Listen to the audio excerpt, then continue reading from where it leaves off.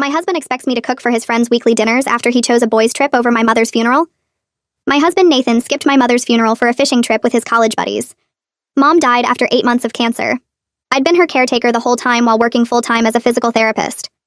Nathan complained every day about my being gone in the evenings to help her. When she passed, the funeral was on a Saturday. Nathan had planned a fishing trip that same weekend months earlier. I begged him to cancel. He said the guys were counting on him, and death wasn't convenient for anyone. He went fishing while I buried my mother alone. That was 3 years ago. It broke something in me that never healed. But I didn't leave. I threw myself into my career instead. Started taking specialized certifications, opened my own practice, hired 4 other therapists. We're booked solid 3 months out. I bought the building we operate from. Last year, I cleared $300,000 after expenses. Nathan works at a sporting goods store, makes $35,000 a year. Still acts like he's the king of the house because he's the man. I pay for everything. Mortgage, cars, insurance, groceries. He spends his paychecks on golf clubs and beer. But here's what changed everything. I stopped cooking. After Mom died, I just couldn't stand in the kitchen making Nathan dinner while remembering how he left me to grieve alone. So I started working late, eating at the office. He complained at first, but then discovered takeout. Problem solved, right? Wrong. Nathan started having his friends over every Friday. 4 guys from college. They order pizza, watch sports, drink beer in my living room. I stay in my office or go to my friend Rachel's house. I no longer care what he does. Then last month, Nathan announced he wants to make Friday nights more special. He wants home-cooked meals for him and the guys. Restaurant prices are crazy, he says. It would be nice to have real food. He actually stood there and told me I should cook for 5 grown men every Friday. I laughed. Told him absolutely not. He got this look on his face like I'd slapped him. Said I was his wife. That cooking was part of marriage. That his friends' wives all cook for them. That I was embarrassing him by not being hospitable. Every day since then has been harassment. Texts about menu ideas, links to recipes, comments about how his friend's wife made amazing ribs last weekend, how another friend's wife does themed dinner nights. Yesterday morning, he sent me a grocery list. An actual list. For ingredients for beef Wellington, homemade pasta, and tiramisu. For tonight. For his friends. Said he already told them I'd be cooking something special. I didn't respond. Instead, I called Rachel and asked if she wanted to grab dinner at that new steakhouse downtown. She said yes immediately. Then I called my colleague Robert and asked if he could meet me at my house at 5 p.m. with his truck. Didn't tell him why. Just said I needed help moving something. He agreed.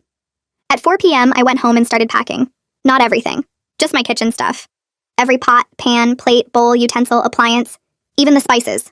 Loaded it all into boxes. Robert showed up and helped me carry everything to his truck. We drove it to my office and stacked it all in our break room. By 5:45, the kitchen was bare except for the built-in appliances. At 6 p.m., Nathan texted asking where I was. The guys would be there at 7. I texted back that I was at dinner with Rachel. He called immediately, screaming about how I was sabotaging him, ruining his friendships, and being vindictive. I hung up. At 7:30, he texted that his friends were there and there was nothing to cook with. Not even a knife to cut the pizza they'd have to order.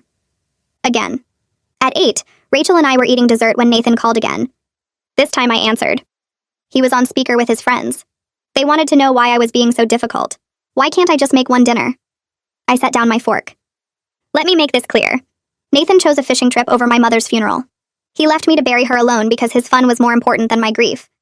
Now he wants me to cook elaborate meals for him and his friends every week, like some kind of servant. After he couldn't even stand by me on the worst day of my life. The line went quiet. Then I heard Nathan's friend Paul say, "Dude, you skipped her mom's funeral?" Another voice said, "For fishing?"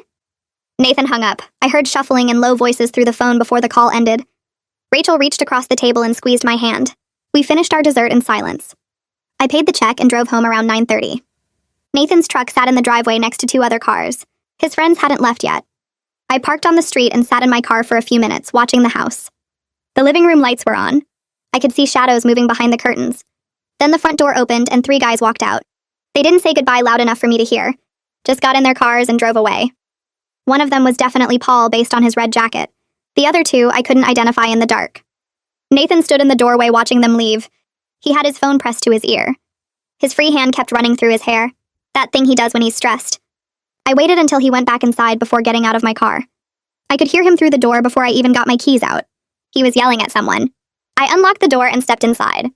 Nathan was pacing in the living room, phone still pressed to his ear. He saw me and his face went red.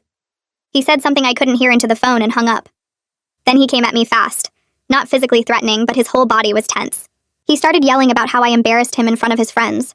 How I made him look like a monster. How it was just bad timing 3 years ago, and I was making it sound like he did something terrible on purpose. I set my purse down on the entry table. I didn't raise my voice. I told him there was nothing to apologize for because I stated facts. He exploded.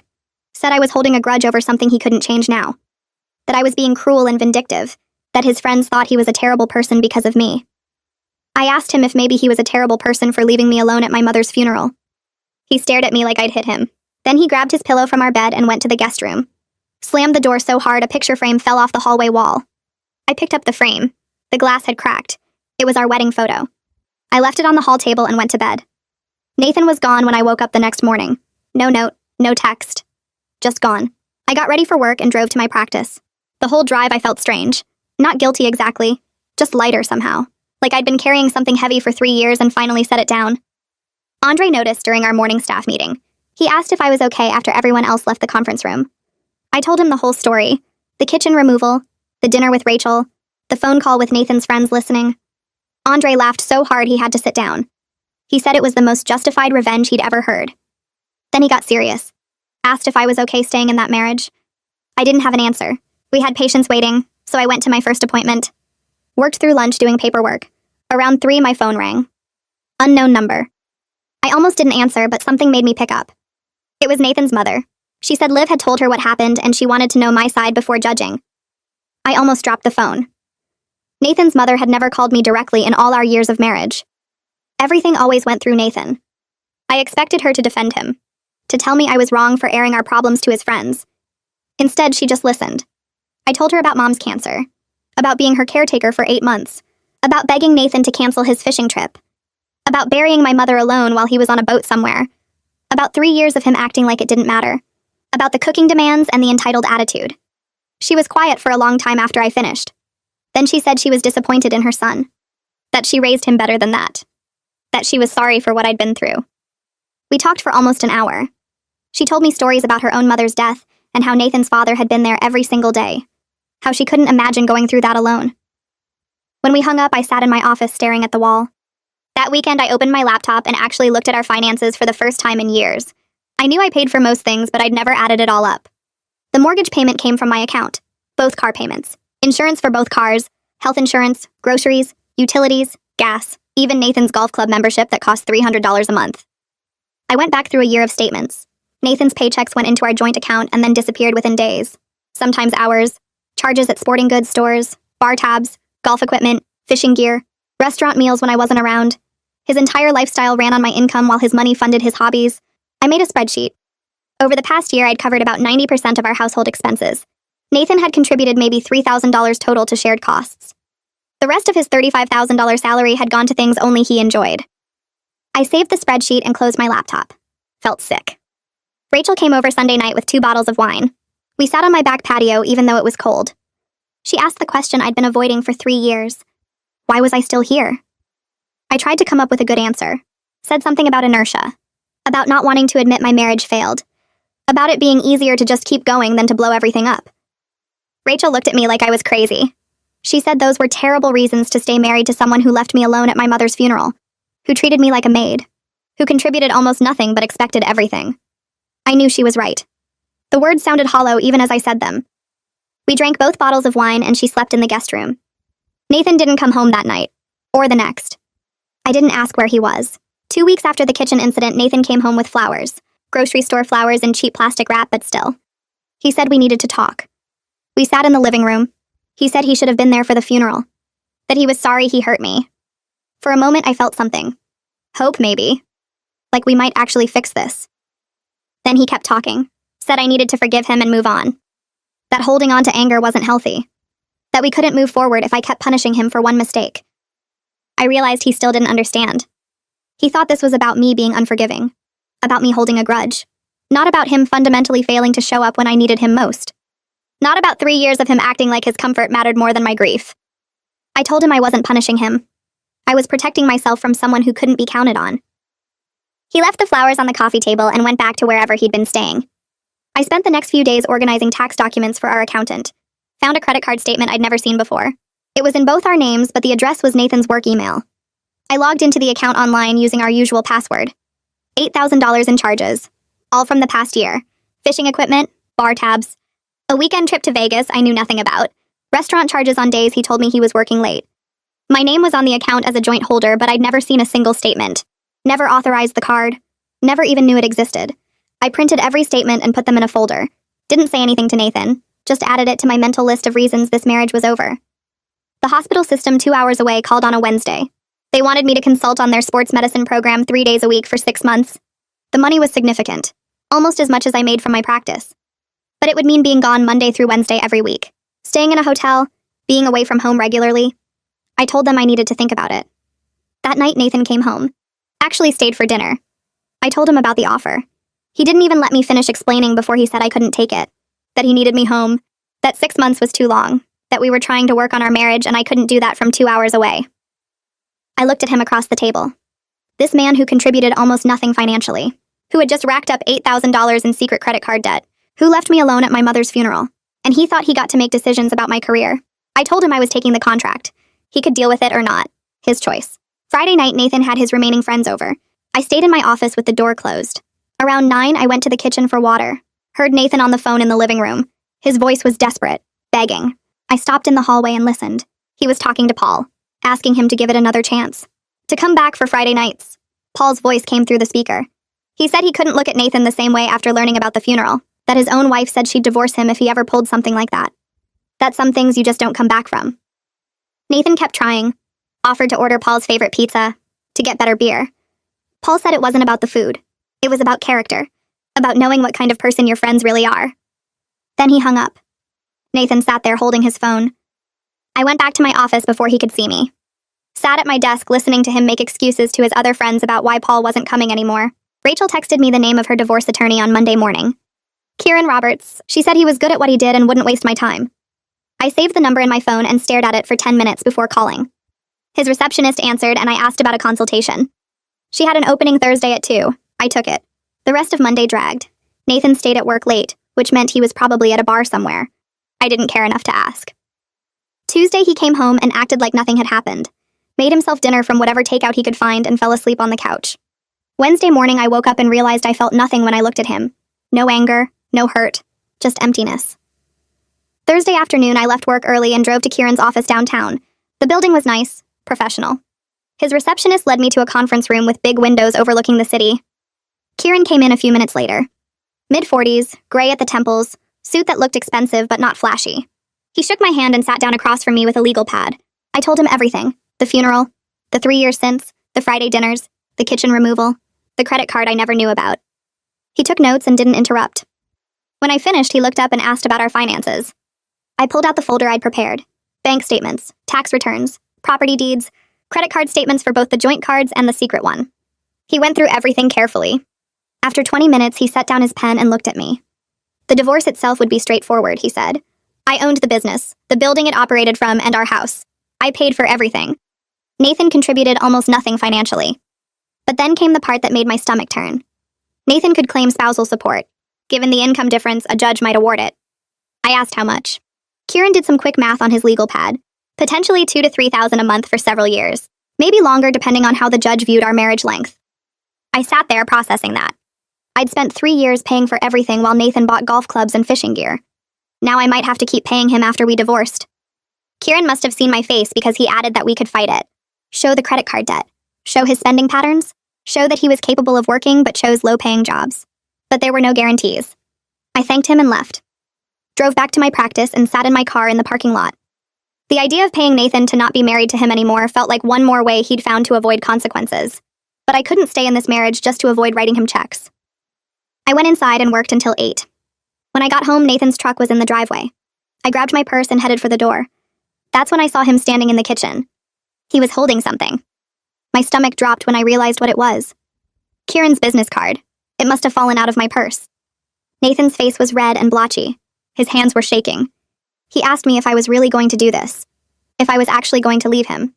I didn't answer right away. Just stood there looking at him holding that card like it was evidence of some crime. Then he started crying. Real crying, not just tears. His whole body shook with it. He said he'd change. He'd get a better job. He'd help around the house. He'd do anything I wanted. Just please don't leave. He kept saying it over and over. Please don't leave. I'll change. I promise I'll change. I watched him fall apart and felt nothing. No sympathy, no second thoughts. Just tired. So incredibly tired. This wasn't about him changing now. This was about him panicking because his comfortable setup was ending. He wasn't crying because he loved me. He was crying because he was losing his free ride. I told him I needed to think.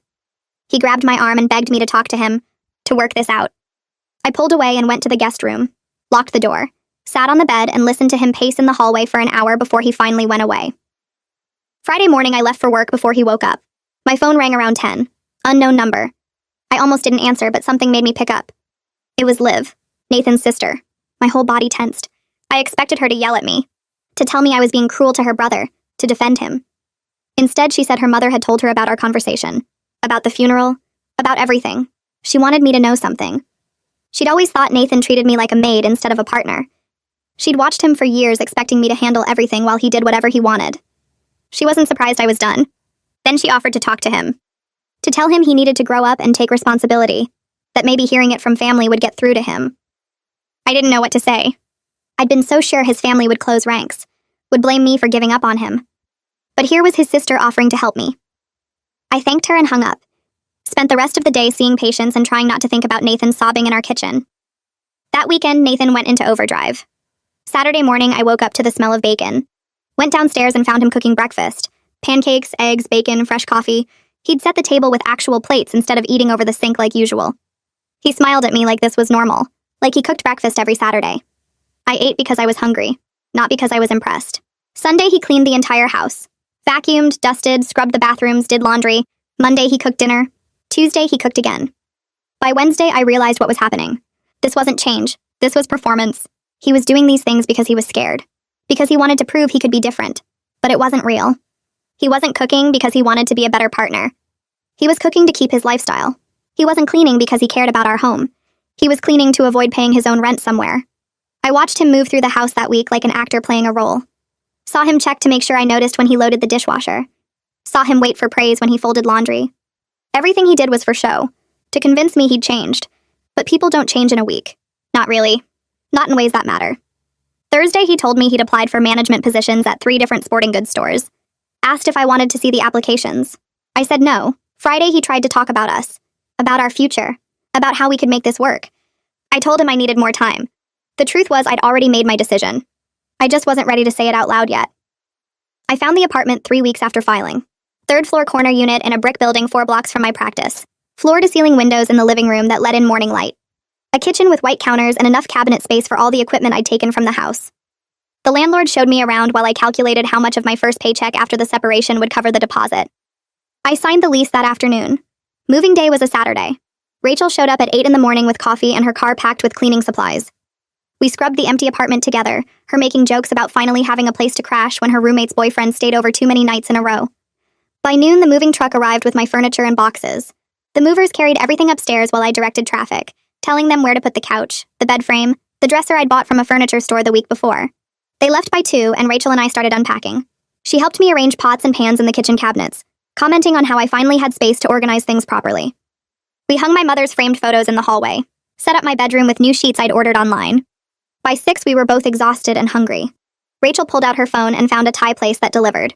We sat on my new couch eating pad Thai straight from the containers, and I looked around at my apartment with its empty walls and half-unpacked boxes, and felt something I hadn't felt in years. Peace. Just quiet. Simple peace. No tension waiting for me in another room. No resentment building in my chest every time I walked through the door. Just my space, arranged how I wanted it, filled with things I chose. Rachel noticed me crying before I did. She set down her food and hugged me while I sobbed into her shoulder, releasing something I'd been holding since my mother died. The divorce papers came through on a Tuesday. My lawyer called to say everything was finalized and I could pick up the documents whenever I was ready. Nathan texted me that same afternoon asking if we could meet. Just to talk. One last time before it was officially over. I almost said no, almost told him there was nothing left to discuss. But something made me agree. We met at a coffee shop downtown the following Saturday morning. Neutral territory. I got there first and ordered a black coffee, sitting at a table by the window. Nathan walked in 10 minutes later looking different somehow. Thinner, maybe. Or just tired. He ordered his own coffee and sat down across from me. For a minute, neither of us said anything.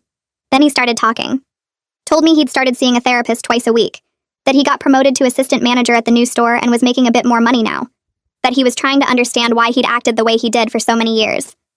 He said he hoped someday I could forgive him, even though he knew we were over. That he understood why I left and didn't blame me. I listened without interrupting. When he finished, I told him I hoped he became the person he was trying to be now. That I genuinely wanted him to be happy, just not with me. We sat there for a few more minutes drinking our coffee. Then we stood up, said goodbye without hugging, and walked out to our separate cars. No anger, no bitterness. Just two people who used to be married acknowledging it was done. The hospital contract came through in March, 6 months after I'd removed my kitchen items from the house. The director of sports medicine called me personally to offer the position. 3 days a week consulting on their rehabilitation program. More money than I'd made in my best year at the practice. I accepted immediately. That same week, I hired 2 more therapists to handle my regular patient load so I could focus on the consulting work. Andre insisted on throwing me a celebration party at the practice. He ordered pizza and cake, invited all the staff and several of our regular patients who'd become friends over the years. Rachel showed up with a bottle of champagne. Robert brought flowers. I stood in my office break room surrounded by people who respected my work and supported me through everything, and realized I'd built something real. Not just a business, a whole life. One that existed independent of Nathan and the marriage and all those years I'd spent trying to make something work that was broken from the moment he chose fishing over my grief. I'm chopping vegetables for stir-fry when my phone buzzes on the counter. Rachel asking how I'm doing, if I want to grab brunch tomorrow. I text back that I'm good and yes to brunch. Set the phone down and go back to cooking. The kitchen smells like garlic and ginger. My favorite pan heats on the stove. Music plays from my speaker in the living room. I realize I'm happy. Actually genuinely happy for the first time since before my mother got sick. The grief is still there. Probably always will be. Some mornings I wake up and remember she's gone and the loss hits me fresh. But I'm building a life that honors who I am instead of shrinking myself for someone who couldn't show up when it mattered most. I add the vegetables to the pan and watch them sizzle. Think about my consultation work starting next week. About the apartment lease I just renewed for another year. About Rachel and Andre and all the people who stood by me while I figured out how to leave.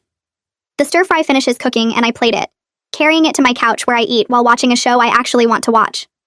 No one to complain about my choices. No one expecting me to serve them. Just me in my space, living my life, finally free.